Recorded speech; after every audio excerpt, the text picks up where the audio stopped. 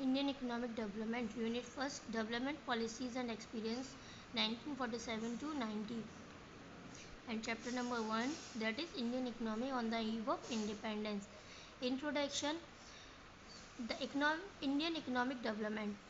ठीक है, इस चैप्टर में हमें क्या करना है, इस चैप्टर में हमें ये समझना है कि इंडियन इकोनॉमी का डेवलपमेंट कैसे हो सकता है, और हमारे जो इंडियन इकोनॉमी थी on the eve of independence का मतलब है, जो चैप्टर का मेन पॉइंट है ईव ऑफ इंडिपेंडेंस, मतलब जब हम इंडिपेंडेंस की राह पे चल रहे थे तो हमारी इकोनॉमी कैसी थी, तो low level of economic development under the colonial rule. What is colonial rule? Colonial rule वो होता है जब ब्रिटिश लोग हम लोगों पर राज कर रहे थे, वो था हमारा कॉलोनियल रूल, कि वो हम लोगों पर रूल कर रहे थे। उस टाइम पे हमारी इकोनॉमी कैसी थी, तो जब वो लोग हम पर राज कर रहे थे तो उन लोगों ने क्या किया, जब वो हम पे हमारे पर रूल कर रहे थे, हमारे ब्रिटिशर्स हमारे पर रूल कर रहे थे, तो उन लोगों ने क्या किया था, economic problem pursued by the colonial government in India were concern more with the protection and promotion of economic interest of their home country than with the development of Indian economy. तो वो लोग किस पर ज़्यादा concentrate करते थे, वो concentrate करते थे अपने इकोनॉमी को, उनकी जो होम कंट्री है उसकी इकोनॉमी को प्रोटेक्शन करने के लिए उसको प्रमोट करते थे, ना कि वो इंडिया की इकोनॉमी के लिए कुछ भी उन लोगों को नहीं पड़ी थी कि वो इंडिया की इकोनॉमी को बेटर बनाए।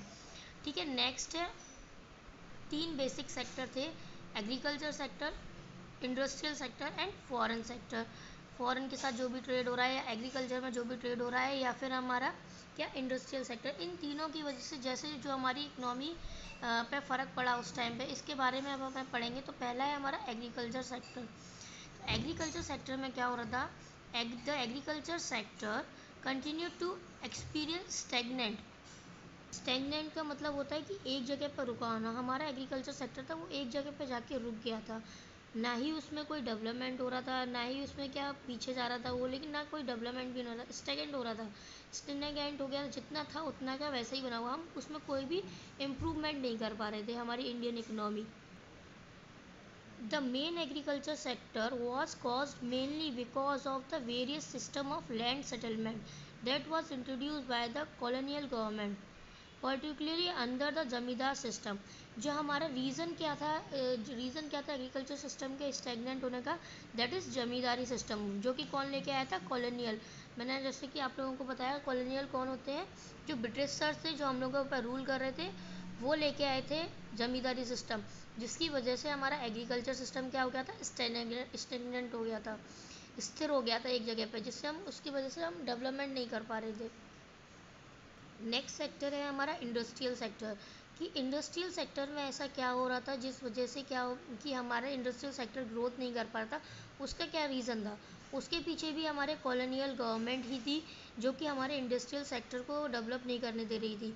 जैसे एग्रीकल्चर में हमने पढ़ा कि उन लोगों ने ज़मींदारी सिस्टम ला के रख दिया, जिस वजह से हमारे क्या हुआ, ज़मींदार को रेंट मिलता था, तो वो अपनी सिर्फ क्या, अपनी जो लैंड होती है उसके कुछ डेवलपमेंट के लिए, उसको फर्टाइल करने के लिए पैसा खर्च ना करने की बजाय अपने ऐश और आराम में, अपनी फैसिलिटीज़ को इम्प्रूव करने में उन्होंने सारा पैसा लगा दिया, जिस वजह से क्या हुआ, हमारा एग्रीकल्चर स्टेगनेंट हो गया।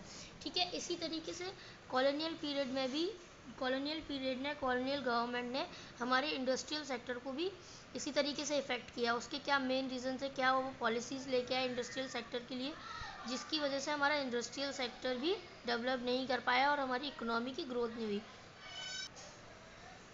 Colonial exploitation of industrial sector, heavy export duty on handicraft, duty free import from of British goods. उन लोगों ने क्या किया, कॉलोनियल ने एक्सप्लोटेशन कैसे किया हमारे इंडस्ट्रियल सेक्टर का, हैवी एक्सपोर्ट ड्यूटी, उन्होंने बहुत ज़्यादा एक्सपोर्ट ड्यूटी लगाई। हम लोगों के जो भी हैंडीक्राफ्ट का सामान था बाहर जब हम बेचते थे, एक्सपोर्ट करते थे, तो उस पर उन लोगों ने बहुत ज़्यादा हैवी ड्यूटी लगाना शुरू कर दिया, जिससे कि हमारे जो हैंडीक्राफ्ट के जो भी मेन बिजनेस था वो नहीं चल पाया, क्योंकि उनकी कीमत ज़्यादा हो गई, उनकी प्राइसेस ज़्यादा हो गई। और सेकंड थिंग क्या किया, जो भी वहाँ से वो सामान बेचते थे, अपनी अपनी मशीनरी से बना के जो भी सामान बेचते थे ब्रिटिश कंट्री से, होम कंट्री से, वो ड्यूटी फ्री कर दिया, जिससे क्या हुआ, इंडिया के लोगों को वो चीज़ सस्ती लगने लगी। जो बाहर से फॉरेन की कंट्री से जो भी सामान आ रहा है, जो भी गुड्स आ रहे हैं, वो उन लोगों को कम कॉस्टली पड़ने लगे। तो उन लोगों ने इस तरीके से हमारे जो मेन इंडस्ट्री थी, हैंडीक्राफ्ट इंडस्ट्री, उसको भी एक्सप्लॉइट किया। कैसे किया, heavy export duty on handicraft और ड्यूटी फ्री इम्पोर्ट, मंगाना हमारे लिए सस्ता हो गया और हमें बाहर की तरफ बेचना वो महंगा हो गया। इस वजह से भी एक हमारी इंडस्ट्री को बहुत बड़ा बड़ा लॉस हो रहा था ड्यू टू कॉलोनियल एक्सप्लोटेशन।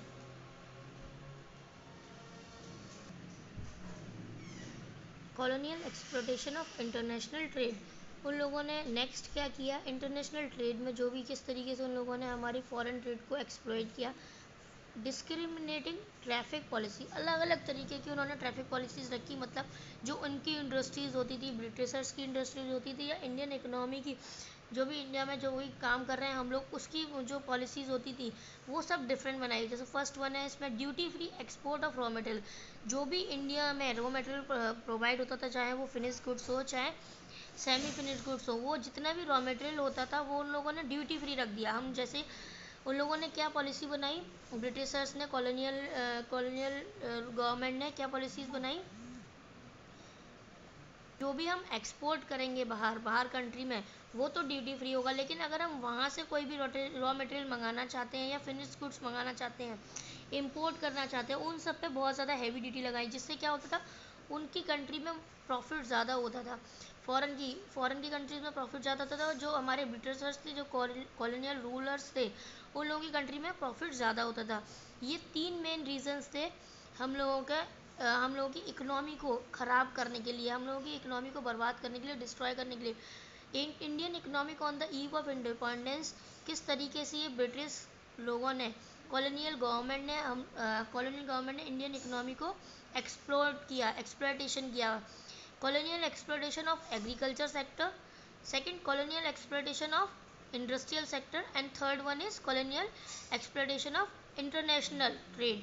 किस तरीके से उन्होंने हमारे एग्रीकल्चर में ज़मींदारी सिस्टम लेके आए, किस तरीके से हमारी इंडस्ट्रियल सेक्टर में क्या पॉलिसीज़ बनाई, जिससे हमारे जो हैंडीक्राफ्ट का काम होता था इंडिया के अंदर, जो कि सबसे अच्छा माना जाता था वर्ल्ड के अंदर, उसको ख़त्म किया, कैसे पॉलिसीज़ वगैरह लेके आके। सेम ऐसे ही उन लोगों ने हमारे इंटरनेशनल ट्रेड या फिर आप कह सकते हो फॉरेन ट्रेड में रेस्ट्रिक्शन लगा के न्यू अलग अलग डिफरेंट तरीके की पॉलिसीज़ को लेके हमारी इकोनॉमी को कैसे इफ़ेक्ट किया। नेक्स्ट टॉपिक आते हैं हमारे demographical condition, occupational structure, and last one is infrastructure. ये हम कंटिन्यू करेंगे अपनी नेक्स्ट वीडियो में कि क्या ये रीजंस थे डेमोग्राफिकल कंडीशंस के, इंफ्रास्ट्रक्चर्स के, और हमारे ऑक्यूपेशनल स्ट्रक्चर क्या था on the eve of independence. We will continue in these three topic in next video, that is occupational structure, infrastructure, and demographical condition of Indian economy on the eve of independence.